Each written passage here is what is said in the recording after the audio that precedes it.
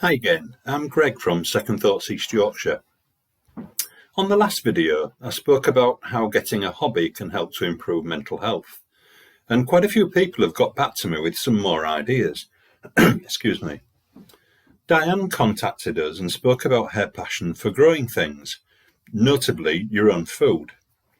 Diane said that growing your own vegetables and fruit is an extremely therapeutic hobby. Now, this really does need looking at, as the benefits are numerous. About 20 years ago, I used to take a group of people struggling with anxiety issues out to a nursery one day a week, and the positive impact was absolutely out of this world. The benefits include that, first, you develop an interest that engages you, very often daily if it's in your own garden. 2, your diet improves by eating more healthily. 3, it aids physical health just through the exercise of actually growing this stuff. 4, you get out into the fresh air, so you boost vitamin D absorption and improve your breathing, both of which are very important, particularly now with this virus going around. 5, getting out of your own four walls boosts your mood. Even if it's only into your own garden, you just getting outside, just a change of scenery can make a huge difference. 6, you save money by growing your food rather than buying it. And 7, homegrown food tastes infinitely better than store-bought. You can really tell the difference between stuff that you've grown yourself and stuff that comes in a plastic bag from the supermarket. Number 8, it helps you to boost your knowledge, increase your knowledge, learning about the food that you grow. You also learn about growing cycles and how to plan things ahead so that you're constantly growing food stuff that you can eat right throughout the year, not necessarily just in the autumn. 9, if there are any shortages of vegetables, you can just grow them yourself. So you beat that problem.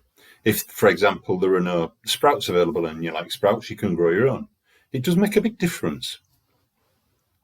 Number 10, there's a lot to be said from just going and sitting in the garden. Just being there, even if you're not actually doing any gardening, just being outside, just taking in the fresh air, a bit of greenery, and getting outside of the house. Number 11, you may well decide that you want to scale up a little bit, so you decide to take an allotment. So not only can you scale up and grow more vegetables and more fruit, but you'll also meet like-minded people on the other allotments who have similar interests. You will still have the social distancing, which is important for the moment, but there will be other people around, which can be a real lifeline too.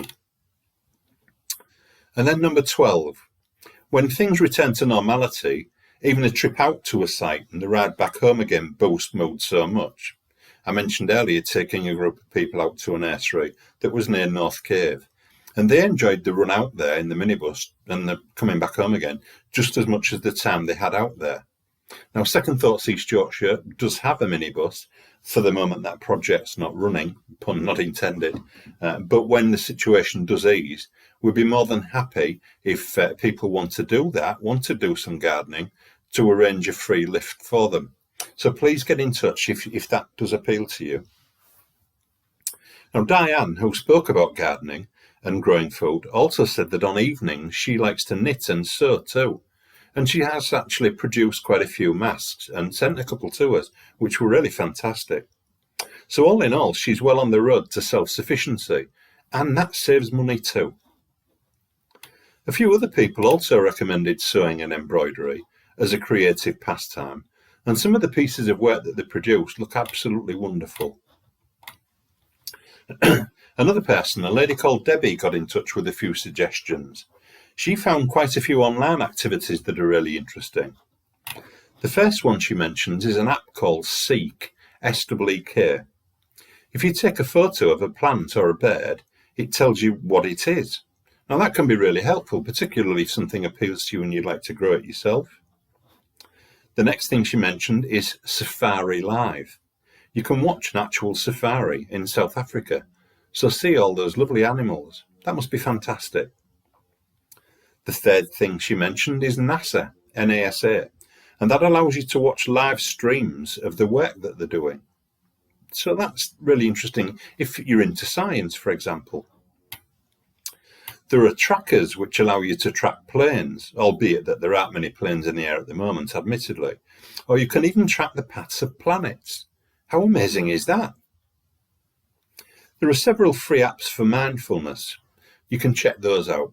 Many are free, some have a nominal charge, and we also have some of our other vlogs, some of our other videos on mindfulness too. How about game apps, including solitaire, Sudokus or crosswords? Keep those little grey cells active. You can access podcasts for listening to music or watching drama or theatre, and many of those are free too. How about art therapy? This can serve to out your anxieties, feelings and thoughts into image form, so externalizing them, which is good for the mind too, and it's creative, and you end up with an end product. Exercising, simply walking and talking, exchanging tips, or talking about sport, the weather, or TV programs is therapeutic too. You do need to keep socially distanced, but it is important to engage with someone else, whether that's online, by the telephone, or actually when you see people out and about. But don't get too close, and please do observe the regulations. It's very important. If you do need to talk, you can always message us via this medium, whichever you're looking at, whether that's WhatsApp, whether it's Twitter or Facebook. You can get in touch, and we're quite happy to continue doing telephone support too. If you're considering learning a new skill, there are many tutorials on YouTube. You might want to learn to play a musical instrument if you have one. Perhaps it's been locked in the loft for a few months.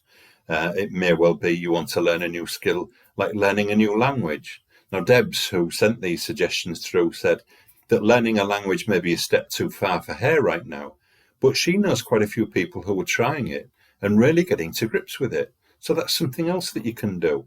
I know travel's out of the question for the moment, but it won't be forever. So it may well be if you want to learn to speak French, German, Italian, have a go. I really want to thank people who have replied with their ideas and suggestions for hobbies. You are such a talented group of people. It's wonderful. So thank you very much indeed. I'm looking forward to things settling down. Then I'll be able to come along and see the things that you're doing in person. I'd really like to do that. I'll be back with more videos soon. But in the meantime, take care, stay safe, and good mental health. Be good to yourself and be good to each other. Bye for now.